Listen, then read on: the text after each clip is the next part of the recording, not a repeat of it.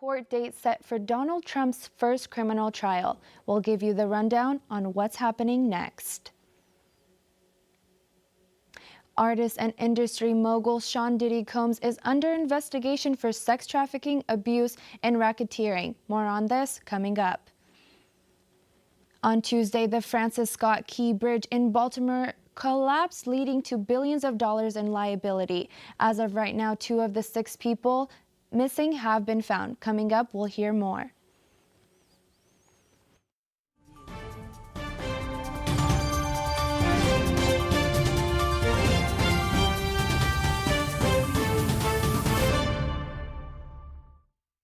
For joining us on Studio G, my name is Medina Ansari. The Francis Scott Key Bridge in Baltimore was struck by a cargo ship in the early hours of Tuesday morning. Here's more on that story.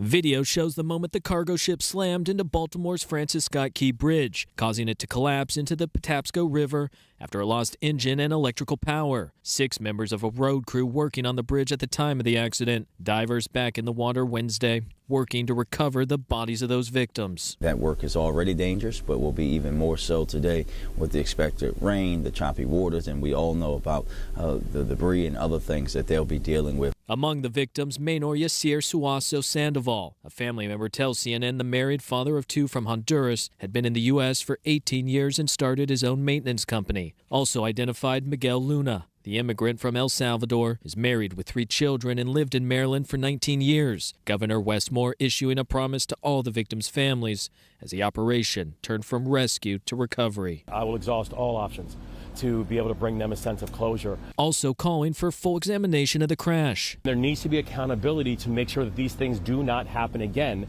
and that we have the systems in place to make sure that they don't.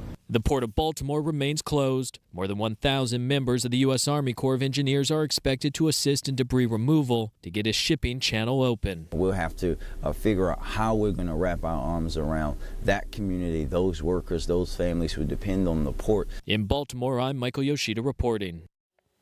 The rebuilding of the Francis Scott Key Bridge is going to be a lengthy process, and we will continue to update you on the recovery efforts.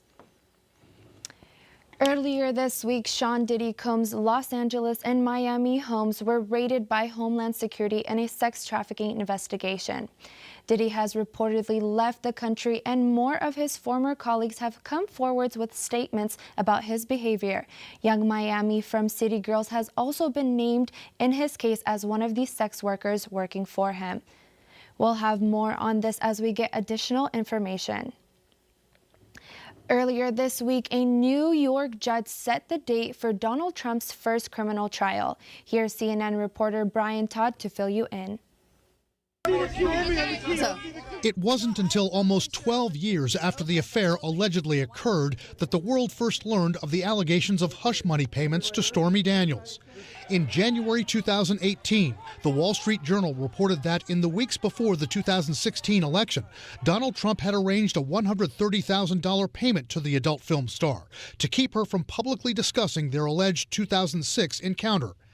Shortly after the Journal report came out, then Trump attorney Michael Cohen said he had paid Daniels using his own money. Cohen initially said he was not directed by Trump or the Trump campaign to make a payment and said Trump never reimbursed him. But Cohen later contradicted those statements under oath, saying Trump did direct him to make the payment and reimbursed him.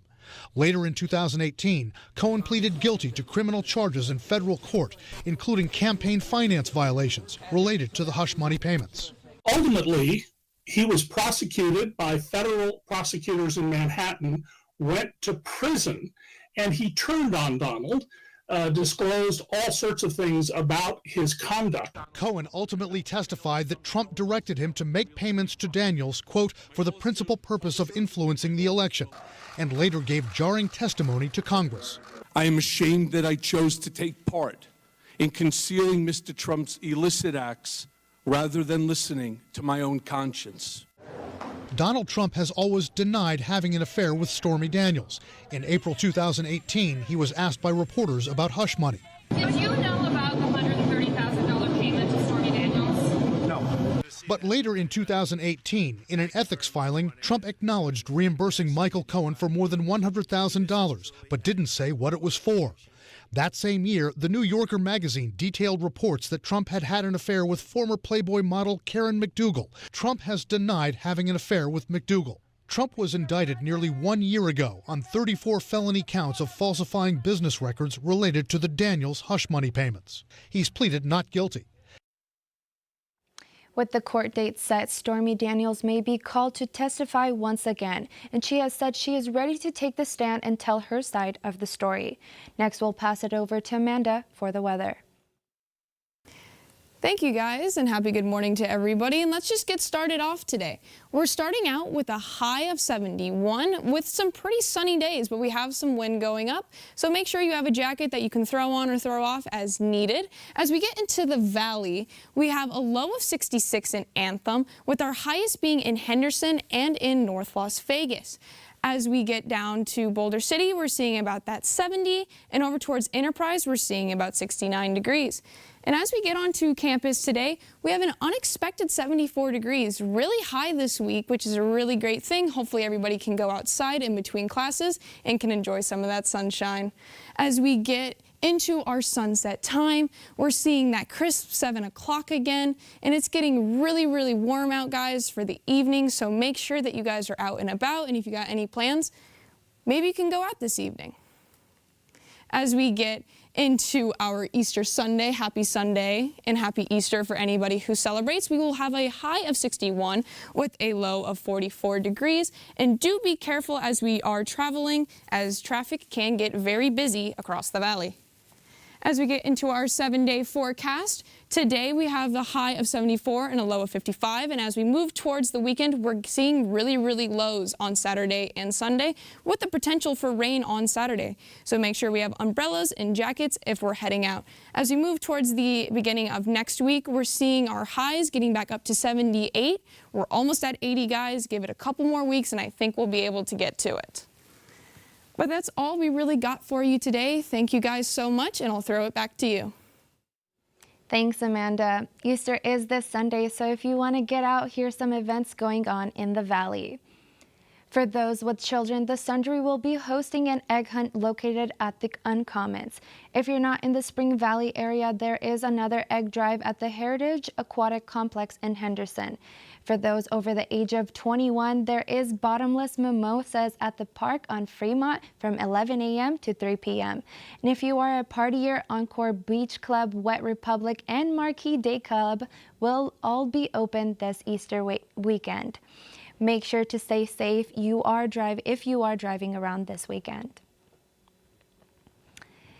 Cutting Up Vegas is hosting an immersive dance party.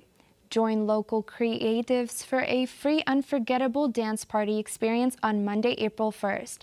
Doors open at 7 p.m. with a live DJ inside the portal of Area 15. Be ready to dance, vibe, and unleash your creativity through your hairstyle. Come in with a bang and leave with a photo of your perfection. This is an 18 and up event, and you must be 21 and up to consume alcohol. For more information, go to Area 15.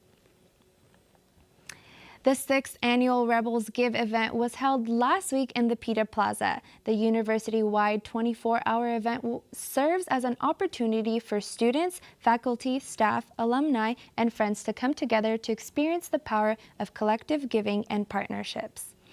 The campus community was invited to celebrate Rebels Give with fun food, music, and other activities. Those who donated had the chance to throw a pie at a few notable Rebels.